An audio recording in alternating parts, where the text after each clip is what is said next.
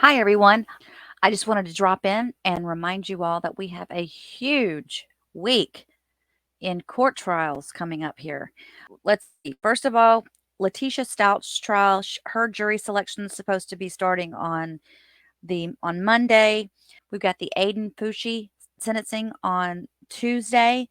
We have Willard Miller's trial should be starting on Monday. Then we've got the Orin and Orson West case. Trezell, adoptive parents, Trezell and Jacqueline West, will be standing trial. Their jury selection is set to begin on Monday, the 20th, as well. On Thursday, March 23rd, our favorite criminal, Derell Brooks, is going back into the Milwaukee County courtroom, but I just wanted to kind of fill you in on what's going to happen here. Don't expect a lot, guys. These are both there's two cases. First of all, you probably know there's two cases against him, right? So there's two separate trials that we're dealing with, and they're both in two separate courtrooms. The trial in regards to recklessly endangering his nephew will meet at 1:30, and that is basically a status conference. So I don't expect a whole lot to happen. The last time we looked at these, he was like in and out. I mean, it was like he was going through drive-throughs. Seriously, the boy was stopping in, picking up some chicken McNuggets, and moving on. So I don't know. And curious to, I know we all just want to see what he looks like. How he looked pretty bad last time we saw him. So I'm thinking he's going to look even worse this time. Then immediately following that at 2 p.m., he will be going back over to the other courtroom, which is the smaller one where he has the male judge. This is the one where he intimidated Erica. He threatened force against her. There's also a bell jumping charge in here, and it is also just a status conference. So I'm going to play for you guys what the judge said last time that they were in. Basically, it sounds like they're going to see if the parties could come to an agreement. Pretty sure the parties have not come to an agreement. So let's watch really quickly this last little short video where he was in the court for the intimidation.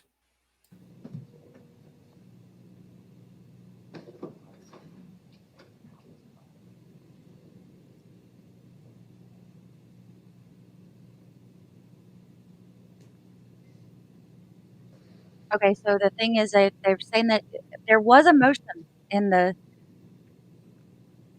documents on the court trial that the attorney was withdrawing.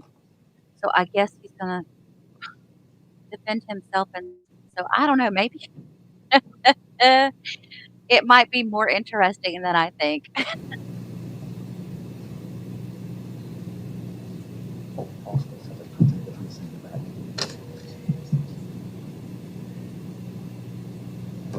But I could take them to do His hair's grown out. They said they'd send you back. We ready? All right, man. I don't know that moving fast, and I'm still gonna stay on the case and stuff, but that's why you got to see. I remember trying to get stuff from Did you hear that? Did you hear where he was just I don't know if you guys could hear that. Let's play that again. He's saying, "I'm still gonna be around." So I think based upon that statement that he's gonna be babysitting Darrell as he defends himself, but I don't know know because think about it, guys. These guys are gonna get in so much exposure over doing this that them getting paid for it just it's not a big deal, right? That's what I'm thinking. all right, man. I don't know that moving fast, and I'm still gonna stay on the case and stuff, but that's why you got to see. I remember trying to get stuff from Or he could have been explaining to him that that's why he wasn't around or he's got something going on. I don't know. I ain't not seeing no sports right now. It's killing me. Slow torture. All right. Alrighty, Your Honor. Thank you. Thank you. This is State of Wisconsin versus Derell Brooks, case 20 CF 2550. Appearances? State appears by Jacob Corr. Good afternoon, Your Honor. Attorney Robert Hampton appears with Attorney William Rakestraw with Mr. Brooks. Good afternoon, Your Honor. Good afternoon. We are on the calendar today for a status hearing. Mr. Brooks's case was last in court on November 17th for a pretrial hearing. At one point, we did have a December 12th trial date in the matter. That was postponed to give the parties, I think the state needed some additional time at that point. So we were set for status. I did have a conversation with the lawyers in chambers before we went on the record today. My understanding of the parties' positions is that at this point, there's not a resolution of this matter, but there's also not been a decision by either party that this can't be resolved, and that Mr. Cord needed to conduct some additional follow-up and would then confirm an offer to Mr. Brooks and his counsel, and then Mr. Brooks could decide whether he wished to accept that.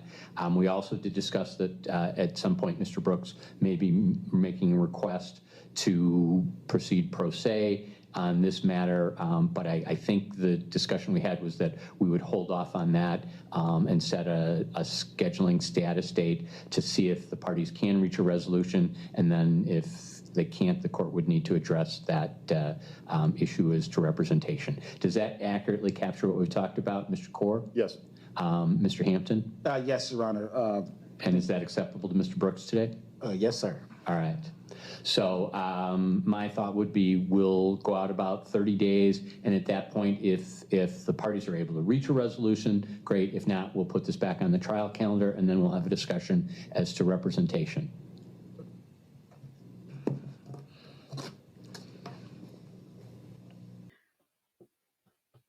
So there we have it. So really, as you can hear from what he said and from based upon what I found on the court records, it sounds as if all they're going to be doing is just kind of touching base to say, where are we? Have we reached a resolution? And we might be finding out whether or not our old friend Derell is going to be representing himself again. Do you guys think if he represents himself again, do you think he'll be in a wheelchair? Do you think he'll be strapped into the wheelchair if he's representing himself again, you guys? I mean, I'm just envisioning him like, because he's learned a lot since the last trial. So he's going to be going off, but he's going to be literally strapped in by the upper parts of his arms with they'll probably take I don't know if they'll take the handcuffs off of him or not. That'll be very interesting. Very interesting. And let's see if he does represent himself. Okay, so everybody put a little comment down below. Who thinks he's going to keep up with his paperwork this time? That's the first comment. Second comment I'd love for you guys to make is, do you think that his attorneys are going to kind of stand back and go, yeah, we're going to let you represent yourself, but we're going to help you kind of in the background? Because I feel like that's what's going to happen on this one. Because these attorneys, in a way, I guess if they can legally do that, maybe they could give him advice. Well, that's kind of what, I don't know. They're going to get so much exposure out of his case, just being around him in this case, that they're not worried about getting paid. I wouldn't think. I don't know. So, yeah, let me know what you guys think about that. Jumping back to Trezell and Jacqueline West. Okay, to remind everybody, do you remember those cute little boys on the news? Orin and Orson West.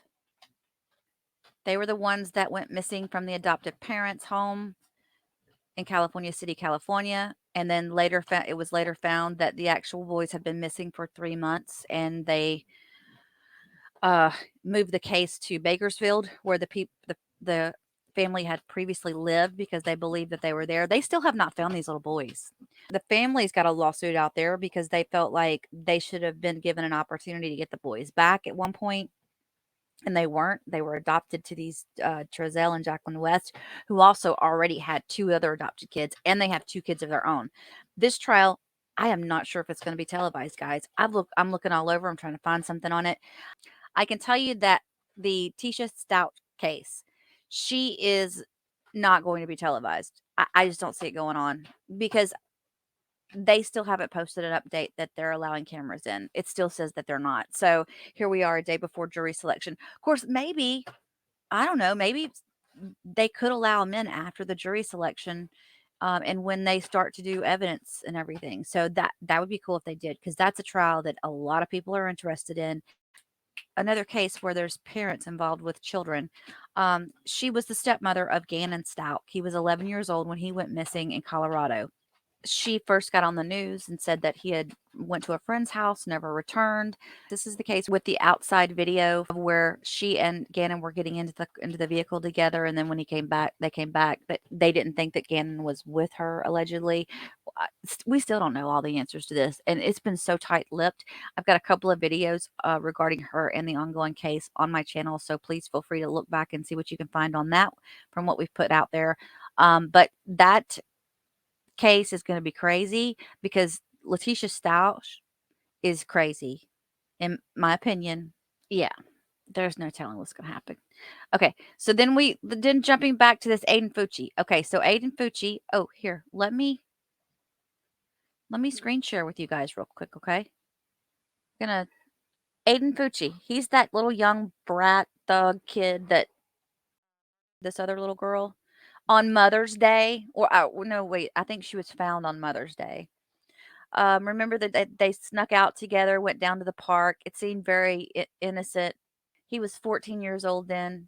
Tristan Bailey's body was found riddled with stab wounds in a neighborhood pond in St. John's, Florida on Mother's Day 2021. They have all the surveillance video of Fucci coming and going from that night in front of the homes. And then they also have inside of his home, there's, I guess, like a nanny cam of his mom washing his clothes. So she's in trouble, I guess, still because she tried to help him hide the evidence. But he did plead guilty.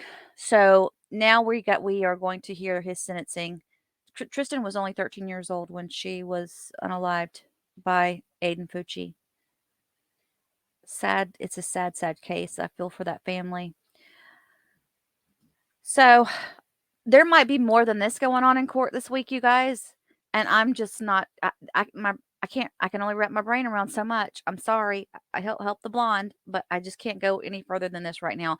I really want to give as much attention as I can to the West case if it's going to be televised, and the Stout case if it's going to be televised. I don't think we're gonna have a lot on our little buddy Scrappy Doo Derell, but we'll see. So keep an eye out, subscribe, click that bell below, and stay with me this week, guys. I might be dropping a lot of short videos, just kind of keeping you guys updated as to what's going on. Have a great one, and I'll see you very soon.